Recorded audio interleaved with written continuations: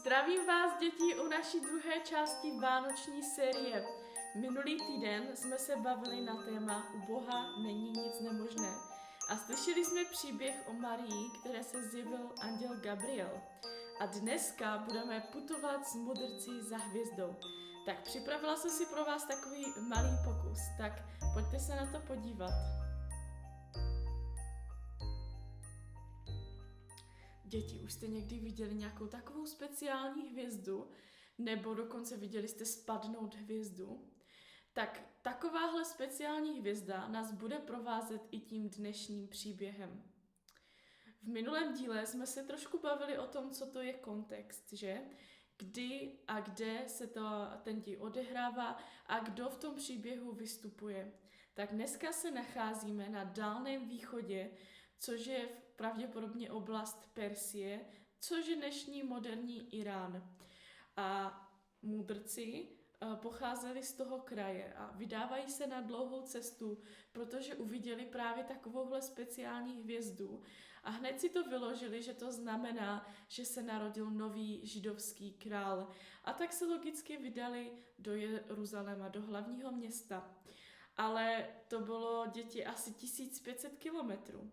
Představte si, že z New Yorku do Prahy je to asi 6500 kilometrů. Dneska už máme letadla, takže jsme schopni takovou vzdálenost překonat třeba za 10 hodin.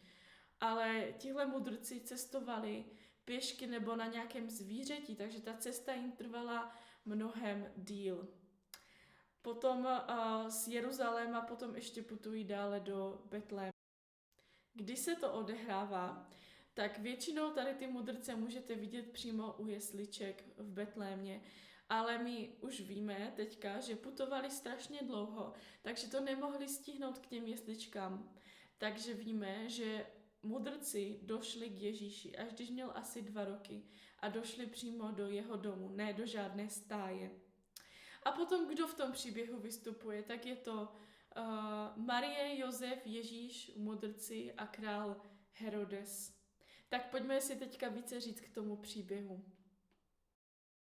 Tak děti, konečně k tomu příběhu. Tak my jsme si říkali, že se budeme bavit o mudrcích, kteří uviděli velice speciální hvězdu a vydali se na dlouhou pouť. Protože to byli velice vážení muži, byli vzdělaní, tak si tu hvězdu, ten astronomický výjev, spojili s tím, že se narodil nový izraelský král a ten mesiáš, který byl zaslíbený. A oni se logicky vydali do hlavního města Izrael, což byl Jeruzalém. Když došli do Jeruzaléma, tak přišli před krále Heroda a řekli mu: kde je ten nový král? My se mu chceme poklonit, chceme mu vzdát úctu. A Herodes byl z toho zmatený, protože o žádném novém králi nevěděl. A začal se obávat o svůj trůn. Řekl si, co když se skutečně narodil nový král, který bude lepší než já a vezme moje místo. A tak nechal svolat všechny svoje učence a řekl jim, aby prohledávali staré spisy, kde se o takovém králi píše. A oni potom našli v knize Micheáš 5.1 tenhle verš.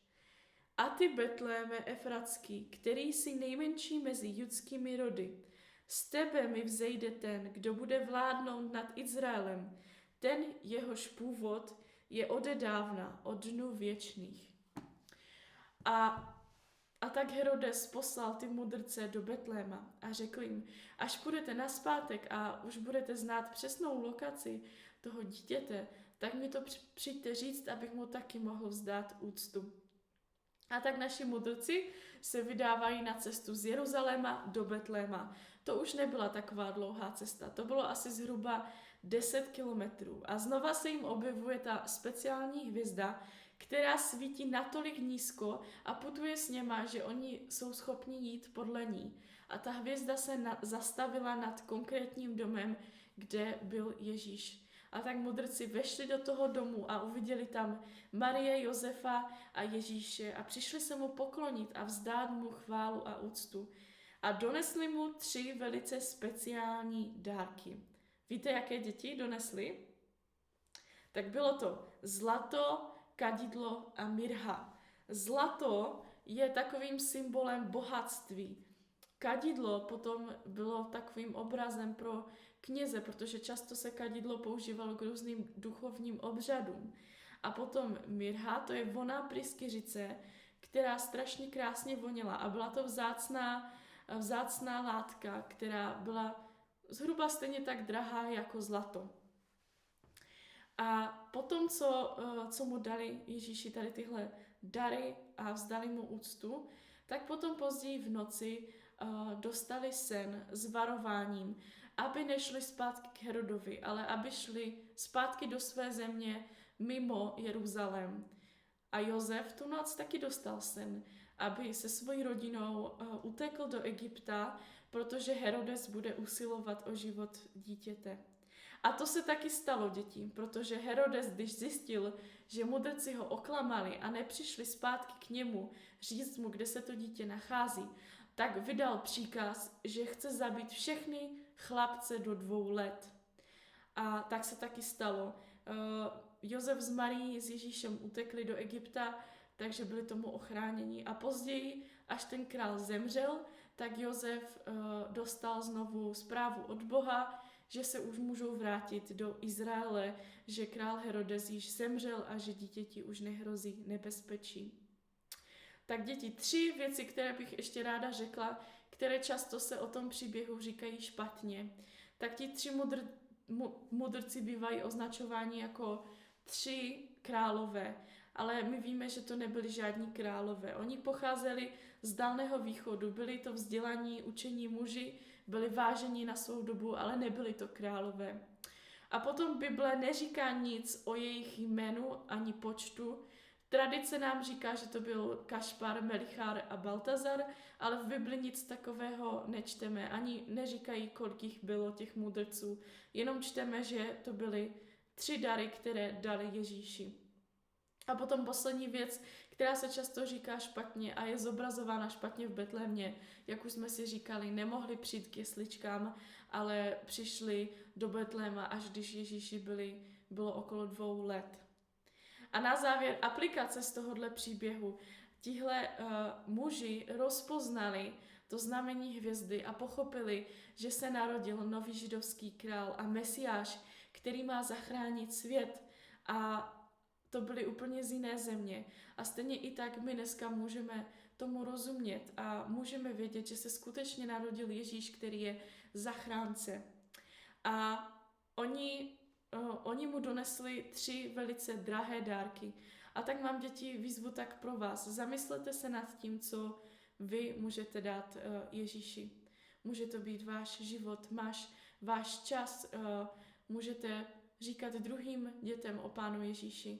Tak přemýšlejte, co letošní Vánoce můžete dát Pánu Bohu vy.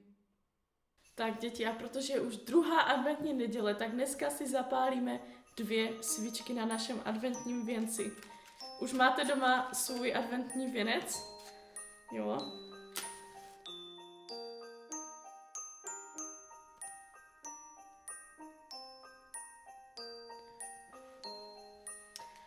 Tak a na závěr, děti, až příště si budete dávat třeba na svačinu nebo na snídani jablko, tak vám chci ukázat nový způsob, jak to můžete rozkrojit a uvidíte tam takové znamení, které se pojí i s tím naším dnešním příběhem. Tak uvidíme, co tam budeme mít.